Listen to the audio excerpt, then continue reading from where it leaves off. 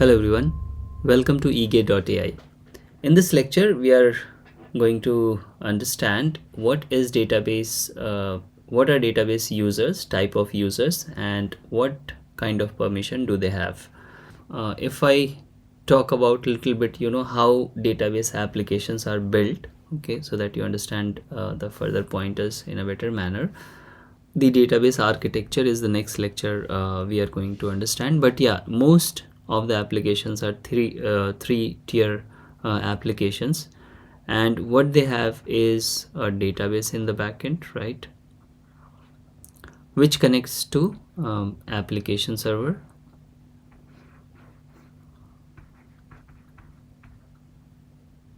app server, this is DB, okay, and then this is user.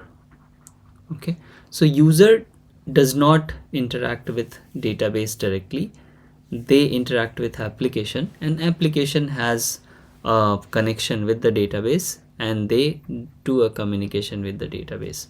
Okay, so this is a three-tier architecture. This is something we are going to understand in the next lecture as well. Now we are going to use this concept to understand some of the users, database users, but let us start with the first one, which is DBA, database administrator. So basically database administrators are the super users, okay, super users. They have all the permissions, like they create database, they can modify all the schema, etc., define schema, modify schema, delete schema, and they can also delete the database. So they have all the permissions about the database. Okay, this is the topmost in the hierarchy of database users. Now second one is application developer. So application developer is the person who develops this application, right? And because this application has to connect with the database, so they develop the application, do the connection, and they kind of retrieve and sort of update, store data. And because they are application developers, they need privilege to sort of design and update the schema. Okay, so database design permissions are required. So basically I would say this is something which should write. So design and test the DB. Now the third one is end user. Now end users can be categorized in three parts. Okay, one thing I would like to mention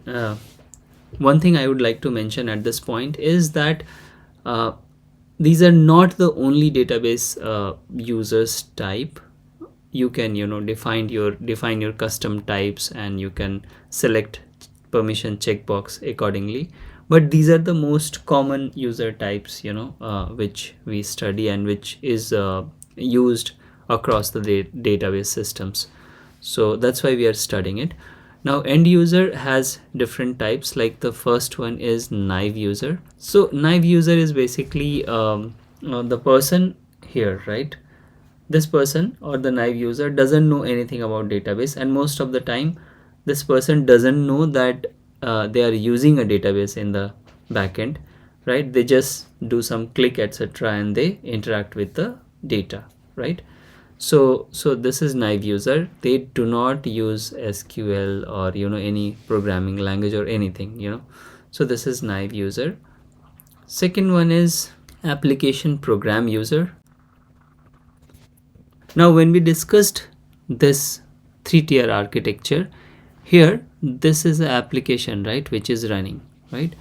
Now so every time you make a request, a session is created, right, between the user requesting from the, let's say in this case, web application, right? A session is created and then a connection is made from the database. So if you assume this session is able to make query from database, right? I mean, let's say when you make the connection with the application server, you create a program, right? that program is querying data from database.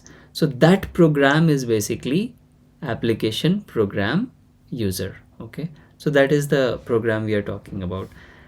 And then third one is sophisticated user.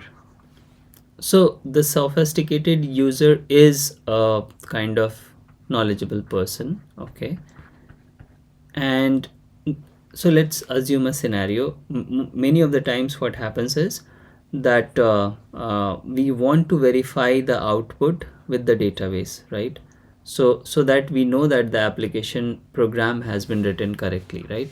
So if let's say application program giving some certain output, right, you would like to verify it with the database. So you need a this sophisticated user. This is a sophisticated user. Okay, what this user will do, this will directly make query with the database. So this user know how the tables are organized, how the relationship between the tables are made, right?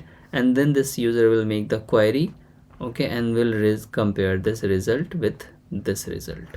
Okay, so this is basically a sophisticated user. Apart from these user types, there are two other user types which we need to understand.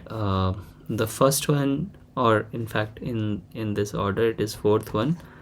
It is basically data analyst or data scientist. And the last one is system user. So let us understand these two very quickly. Data analyst or scientists are basically the user who are going to generate a lot of reports, right, and study the data, right? So again, I mean, all those reports, etc., or the person who generates it and can study the data is basically data analyst, and that is one of the role sometimes you provide in your database, right? So and they have access accordingly, like they can access all the data, etc. Of course they do not modify the data. They cannot modify as in this case, DBA can do. So yeah, that is the analyst role. And then system user is something which is not a human user basically.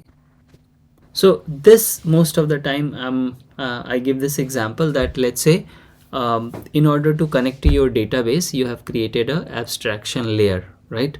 So your database is not directly accessible to the application, right? So there is between application and this DB, there is a abstraction layer, right? Only abstraction layer can connect to this database, right? Now this abstraction layer or service which you have written in order to talk to the database is basically system user, right? So this is system user. So this was all about the different user types or database users and their permission. You need not technically remember all these, but knowing these things are good. I'll share a detailed article where you can read all the permission, etc. But yeah, this was, I hope, helpful, and hope you have understood everything so far. See you in the last lecture of introduction, okay, where we will talk about different database architectures.